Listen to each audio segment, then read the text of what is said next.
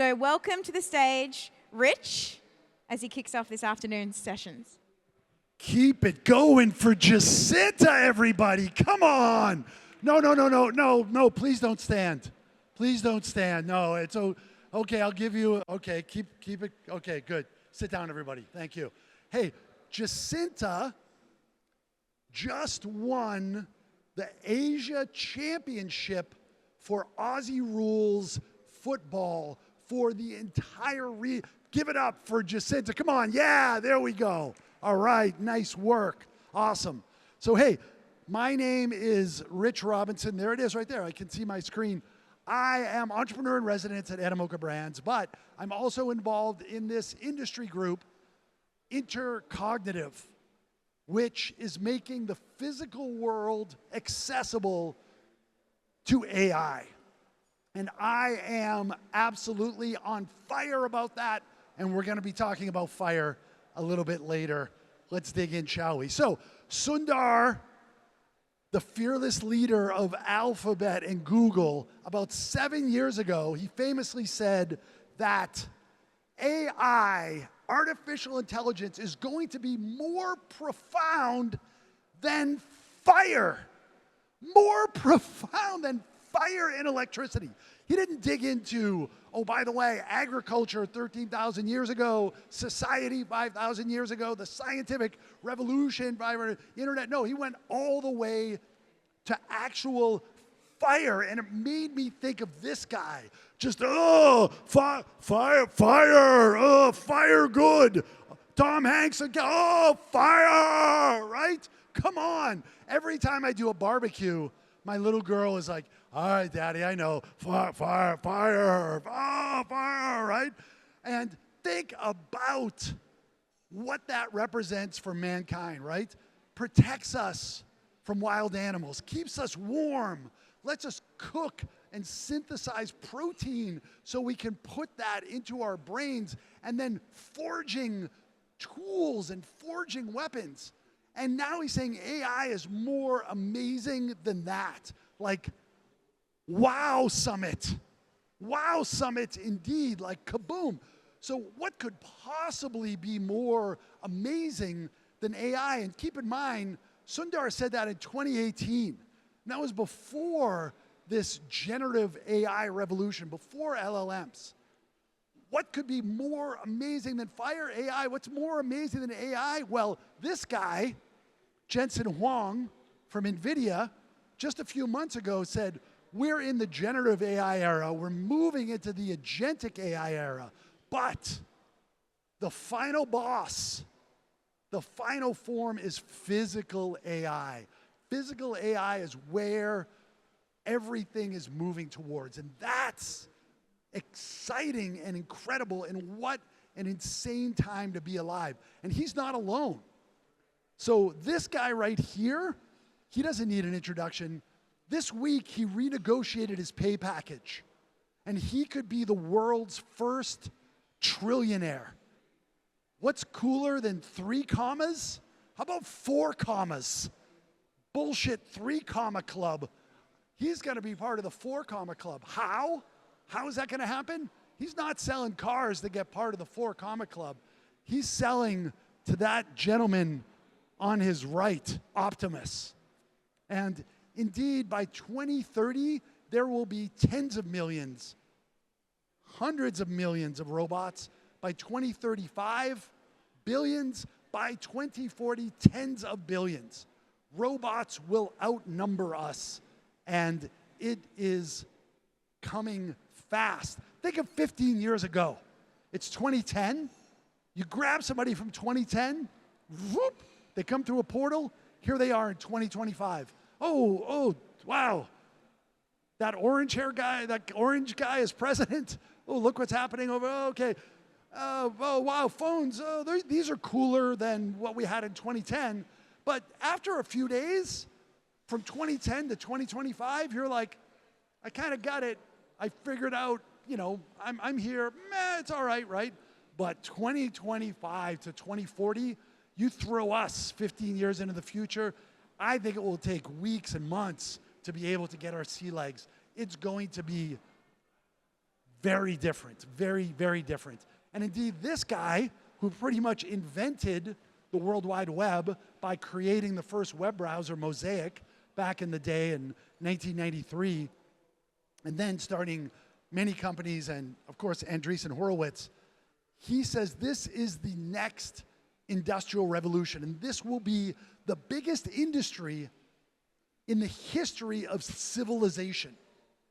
I'm going to say that one more time. Physical AI, embodied AI, robotics is going to be the biggest industry in the history of mankind. And it is coming hard and fast, and it's super exciting. Here's the thing. This is the worst version of AI we're ever going to have. This is the very worst version of AI, and it is awesome. Like, it's crazy awesome. How amazing is AI? Every day it absolutely excites and delights and makes me more and more, just pumped for what's coming in the future. But here's the thing. The AI that we know, digital, virtual, mostly text-based. 70% of the world is right here, right now. Meat space, M-E-A-T, flesh, physical world. That's where 70% of goods and services happen. So when you're able to move AI from this text, virtual, digital, into this physical embodied AI, then what does that mean? What that means is you're basically tripling. You're tripling the size of what's the market potential of AI. 3x. Watch this. Whoa, right? Come on. I haven't made a PPT animation for, since 1997. I was pretty proud of that one. 3 times bigger. What's better than 3 commas, 4 commas? What's better than AI? 3x AI with physical AI. So, let me tell you a story. This is an amazing version of AI. 1950s, Alan Turing famously came up with the Turing test. And what's the Turing test? The Turing test is, if I'm talking to AI, do I know it's AI? Or do I think it's a human? Is it artificial intelligence? Or is it genuine stupidity? And some people think we cracked the Turing test over the last decade, but we can definitively say that earlier this year, we cracked the Turing test. And more than 70% of the time, people think that the computer is actually a human. So the Turing test is in the rearview mirror. That's in the rearview mirror. What's the next test? The next test is my favorite test, the coffee test. And what's the coffee test? About 15 years ago, Steve Wozniak, the co-founder of Apple, I call him Woz, never met him, but I also say Zuck too, like I don't know him either, but Woz said, the coffee test is, I am sitting in my house, normal apartment, and I go, you know what? I want a cup of coffee, but I want a really, really good cup of coffee. Robot, buddy, come on over and make me a cup of coffee. A robot is able to find where I live, have the credentials to enter into my home, downloads how I like my coffee, walks into the kitchen, moves stuff around. Okay, here's the coffee. Here's the beans. Oh, he likes these beans this time of day. Here's the grinder. Oh, I like it this number 5 coarseness. Oh, he likes the AeroPress. AeroPress, put it in, wait 25 seconds, stir it, take 25 seconds to press it down. Oh, I'm gonna heat the cup up first. I'm gonna take the almond milk, I'm gonna froth it. Ooh, this is his favorite spoon, his favorite cup. Roll over, here you go. Wow, thank you very much. What an amazing world that will be once we're able to pass the coffee test. The Turing test seemed insurmountable, but now the coffee test, we're on our way towards that. But let's rewind all the way back to this robot going, oh, I'm going to go make a cup of coffee for this guy. Think of all the moving parts. First of all, that robot has to be independent and moving throughout the world. So it needs energy.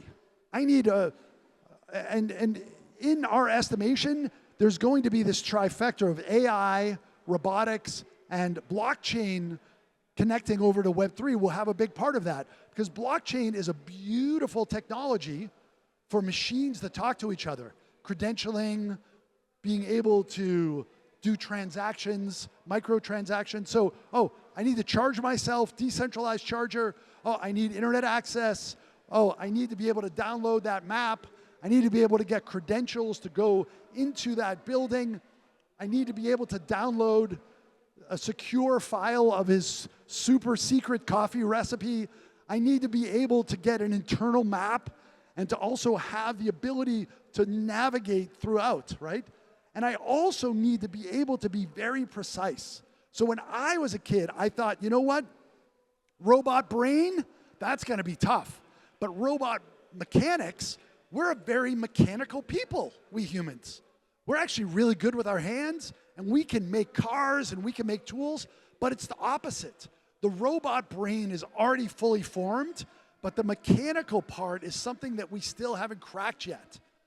But when we're able to crack that, then we're able to basically go through these 6 layers of robotics, and I'd love to double click with anybody here later on this, and then move into this, the machine economy, where we have those tens of millions, billions, tens of billions of robots rolling, ambulating, flying, doing some other kind of movement all throughout the world and interacting with humans and making our lives much more delightful and allowing us to detach ourselves from a lot of the work that we do so we can be more creative and connected.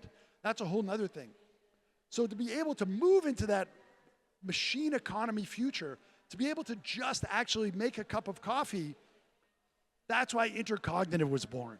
We're an industry foundation to glue together all of the players in the space so that they can raise awareness, set standards, be able to drive partnerships, and make the physical world accessible to AI. We have 9 pillars that we're focused on to be able to set standards and to improve. And we have some of our founding members. Indeed, right over here, you can see Auki, and you can see their robot, Terry, walking through. And I'm really happy, to talk about, that in the future. But we see some amazing opportunities in the, the real world web to be able to create an environment for all of these robots, autonomous cars, smart cities, IoT, to all work together. And then to be able to have an app store in the physical world so that you can download task-specific apps and then have immediate use. Like in the Matrix, where it's like, I need to be able to fly a helicopter. Or like, whoa, I know Kung Fu. I know Kung Fu. Whoa, right? And like a robot to be able to go, hey, I have this specific type of flower. I want you to be able to come in and to be able to revive that flower or take care of it, right? Oh, hey, I need you to be able to watch my pet. I need you to be able to teach my kid a specific task. I need you to go vacuum the room, or I need you to be able to go and, pick up this one thing for me, but I need you to do it in a specific way, right? So those tasks will be downloaded, and then there's going to be a unified OS that's going to set standards and create an infrastructure for that. So there are so many opportunities, so many challenges, but so many opportunities along the way. So case in point, Auki, just last week, they were able to take their robot and independently have that robot download an internal map of their office, and then they called that robot towards them, and the robot was able to come. Like that just happened last week. And these guys are at the forefront of what's happening. Most of the robotics that you see, maybe you've seen some of these in China. My colleague Temperance here, she's based in Beijing. and she's gluing together China with the rest of the world in this whole robotics revolution. And she was at the World WRD, right? WRC, World Robot Convention. Yes, and robots were competing against each other in boxing, but those robots were under remote control. Now they're going to be a lot more independent. And I liken this to Alexander Graham Bell when he did the first phone call and he's like, Watson, come here, I need you. And then Watson walks in the room and everybody's like, whoa, that's crazy, right? And I mean, that's where we are now. So the machine economy is coming, and we're hoping to be a big part to make that happen and to at least just get a cup of coffee. So my name is Rich Robinson. If you want to get in touch, please scan, please ping me, and thank you very much. And I appreciate it. And we're ready to take our next panel coming up. I'm actually also going to be moderating the next panel. And then after that, I brought my tool belt. I'm going to be breaking down the stages, and I'll be serving drinks tonight at the after party. And then I'm also, oh, there we go. So I was going to tell a dad joke. How old is your daughter? How old are you? 7. So I have a 9-year-old daughter, and I live in Bali, Indonesia. I spent 25 years here in China.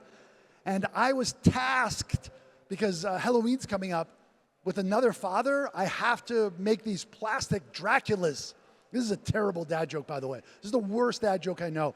And so we're in a big rush. We have to make all of these plastic Draculas. So he and I have to work together really fast. So I have to make every second count. I'm sorry, no. I have to make every second count. Oh, that was so bad that I don't. I can't even take it. So I'm going to Singapore next month to speak at Token 2049. And I met somebody here and I said, oh, you're in crypto. Did you say you're from Singapore? And he goes, no, I got wrecked on the Trump token. So now I'm single and poor. So, all right, thank you. Good night. I'll be here all week. My name is Rich Robinson. All right.